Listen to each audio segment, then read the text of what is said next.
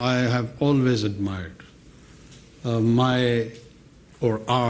foreign minister is an inspiration for last many years for me.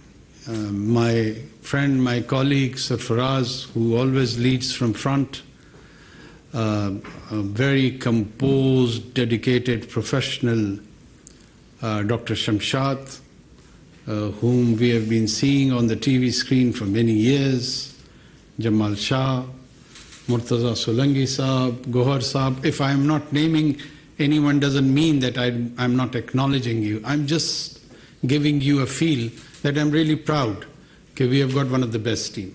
I'm hopeful that Almighty Allah would enable us to lead and steer this nation in this interim period. I'm very well aware that we are here for an allocated time. We do not have some perpetual mandate to serve this nation or country, but in given allocated time, हम कोशिश ये करेंगे कि कोई foundations lay करें where we have sense of continuation of national and international commitments with all the previous governments which they have given to the different forums.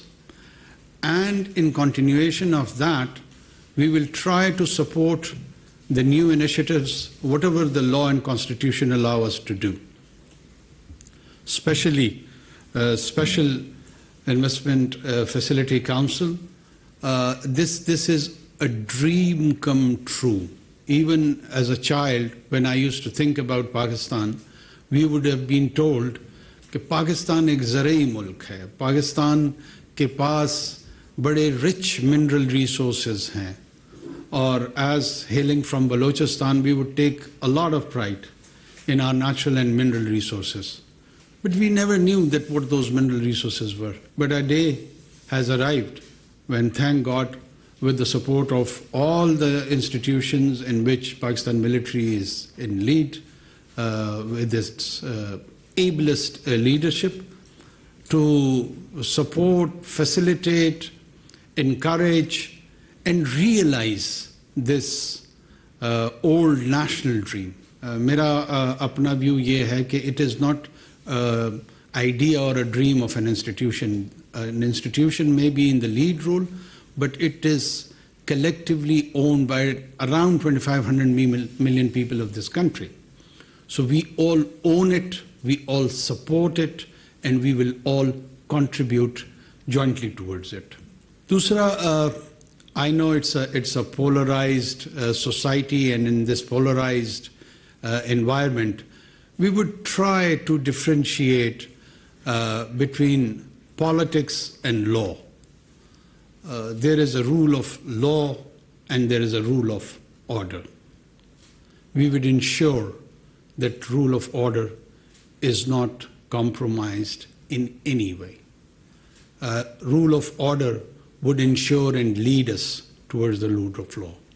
If there is chaos, if there is anarchy, no governance system, no secular system, no religious theocratic system, whatever the people of a concerned territory wish to live with it, you can't have that. So we know the sanctity of the order.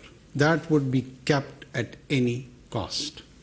Pakistan is owned and shared by all ethnicities, by all creed, by all religious backgrounds. Quaid-e-Azam Muhammad Ali Jinnah, his famous speech of 11th August was a projection for the idea of a citizenry where no identity-based rights would be prescribed. Rights will not be given to the people on the basis of noun, right? Rather, it would be allocated on the basis of adjective, on the basis of conduct, on the basis of character, on the basis of behavior. The best of the best has to come and excel in this society. There are many dreams around the globe, but let's start having a vision of a Pakistani dream, and let's realize this Pakistani dream. Pakistani dream is the dream of our soul. It is imbibed by the ideas of Iqbal, the enlightened Iqbal. We would strongly discourage rigidity, be it in any form, in this society. We do not stand for the forces of darkness. Rigidity may come in the garb of religion or secularism or any other form. These extreme attitude, they are not just unwelcomed, they would be discouraged. They would be curbed and controlled by the law. I have a deep sense that along with our economic challenges, which are huge, with an able team like yourself, we will try to ensure financial discipline.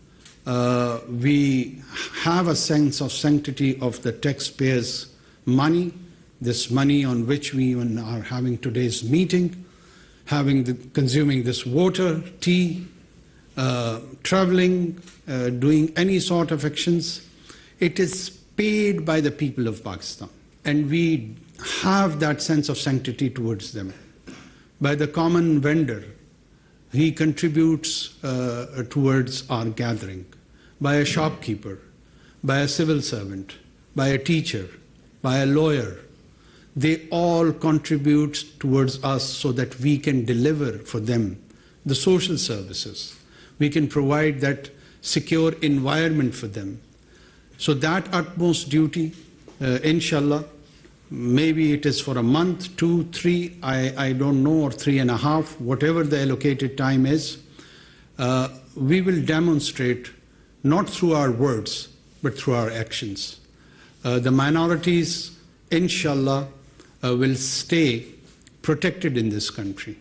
There may be an attempt to harm them from a section of marginalized and peripheral group of people, but that would be responded sternly and strictly by the state and society both. Pakistani state and society does not align and identify with such elements. They may be from us, but they are divorced from us. They are divorced from our identity process. We do not identify with them. We want to keep ourselves distant to them. One of the main idea of Muhammad Sallallahu Alaihi Wasallam's message with all the monotheist tradition, with all the Abrahamic tradition, was, and will remain the idea of dhami or zami or minority. They always envisioned that there would be a situation where your community probably would be in majority.